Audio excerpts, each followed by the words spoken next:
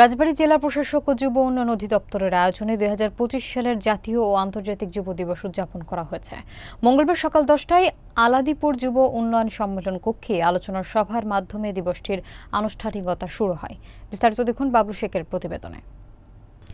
অনুষ্ঠানে সভাপতিত্ব করেন রাজবাড়ী যুব উন্নয়নের ডেপুটি কোঅর্ডিনেটর এবং যুব প্রশিক্ষণ কেন্দ্রের মোহাম্মদ দেলোয়ার হোসেন। প্রধান অতিথি হিসেবে উপস্থিত ছিলেন জেলা প্রশাসক সুলতানা আক্তার। বিশেষ অতিথি হিসেবে বক্তব্য রাখেন civil surgeon doctor SM. Masud এবং সহকারী পুলিশ সুপার দেবব্রত সরকার। বক্তারা প্রশিক্ষণপ্রাপ্ত যুবকদের দেশ উন্নয়নের স্বার্থে উদ্যোক্তা হিসেবে আত্মনিয়োগের আহ্বান জানান।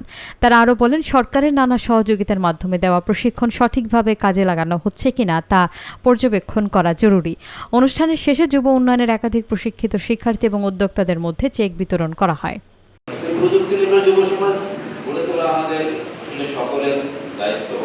অনেক ছেলেমেয়েই আমরা দেখলাম যে এখানে প্রশিক্ষণের গ্রামে নিজে এলাকায় চলে যাচ্ছে, কিন্তু তারা কি সবাই এই প্রশিক্ষণটা কি কাজে লাগাচ্ছে? আমি আসলে আজকে প্রথম এসেছি যুব উন্নয়ন অধিদপ্তরে। আমার অনুরোধ থাকবে, এই যে ট্রেনিংগুলো যারা নিয়েছেন বা যারা নেননি তারা শেয়ার করবেন অন্যদের সাথে। এই ট্রেনিংটাই কিন্তু মানুষের জীবন একবার টোটালি চেঞ্জ করতে পারে।